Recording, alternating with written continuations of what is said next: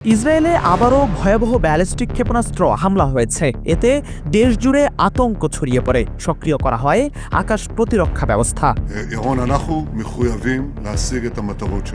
The Times of ইসরায়েলের খবর অনুযায়ী ইসরায়েল প্রতিরক্ষা বাহিনী জানিয়েছে, শনিবার সকালে ইয়েমেনে ইরান সমর্থিত হুতিরা ইসরায়েলে একটি ব্যালিস্টিক ক্ষেপণাস্ত্র নিক্ষেপ করে। আকাশ প্রতিরক্ষা ব্যবস্থা দ্বারা সেটি প্রতিহত করা হয়েছে।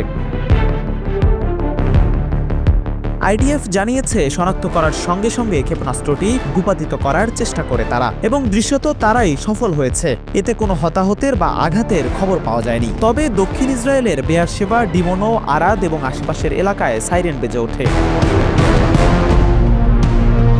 সাইরেন বাজানোর 4 মিনিট আগে বাসিন্দাদের কাছে একটি প্রাথমিক সতর্কতা পাঠানো হয়। ফোনে পুশ নোটিফিকেশনের মাধ্যমে দূরপাল্লার ক্ষেপণাস্ত্র হামলার বিষয়ে বেসামরিক নাগরিকদের সতর্ক করা হয়।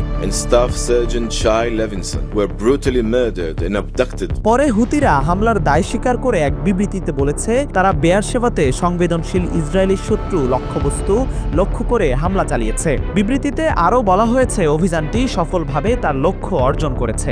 আল্লাহর শুকরিয়া। 2023 সালের নভেম্বরে লোহিত সাগরে ইসরায়েল ও মার্কিন সমর্থিত নৌযানে হামলা শুরু করে হুতিরা। এরপর যুক্তরাষ্ট্র, ইসরায়েল দফায় দফায় ইয়েমেনে হামলা চালালেও হুতিদের তৎপরতা থামানো যায়নি। গোষ্ঠীটি ইরান সমর্থিত। ইরানের স্বার্থে পশ্চিমাবাদের সঙ্গে প্রক্সি যুদ্ধে লিপ্ত তারা। তাদের স্লোগান হলো, আমেরিকা ও ইসরায়েলের মৃত্যু, ইহুদিদের উপর অভিশাপ।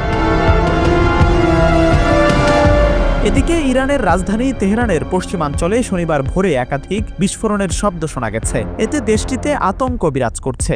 এরপরই তেহরানে সব ধরনের ফ্লাইট বাতিলের সময়সীমা বাড়ানোর ঘোষণা দেয় এমিরেটাস এয়ারলাইন্স। শনিবার এক বিবৃতিতে এমিরেটস এয়ারলাইন্স জানায়, আঞ্চলিক পরিস্থিতির কারণে ইরানের রাজধানী তেহরানের সাথে তাদের ফ্লাইট বাতিলের সময় 5 জুলাই পর্যন্ত বাড়ানো হয়েছে। টাইমস অফ ইসরায়েল জানায়, এ সময় ইরানে কোনো ফ্লাইট যাবে না এবং ইরান থেকেও কোনো ফ্লাইট উড্ডয়ন করবে না। দুবাই ভিত্তিক এই বিমান সংস্থাটি আরও জানিয়েছে, তারা 1 জুলাই বাগদাদ এবং 2 জুলাই বসরায় পুনরায় ফ্লাইট পরিচালনা শুরু করবে।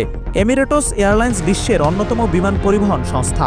ইরান আসা যাওয়ায় এয়ারলাইন্সটির উপর নির্ভর করে দেশ বিদেশের বহু যাত্রী। এমিরেটস ফ্লাইট বাতিলের সময় বাড়ানোয় ইরানের যাতায়াত ব্যবস্থা বাধাগ্রস্ত হবে বলে ধারণা করা হচ্ছে।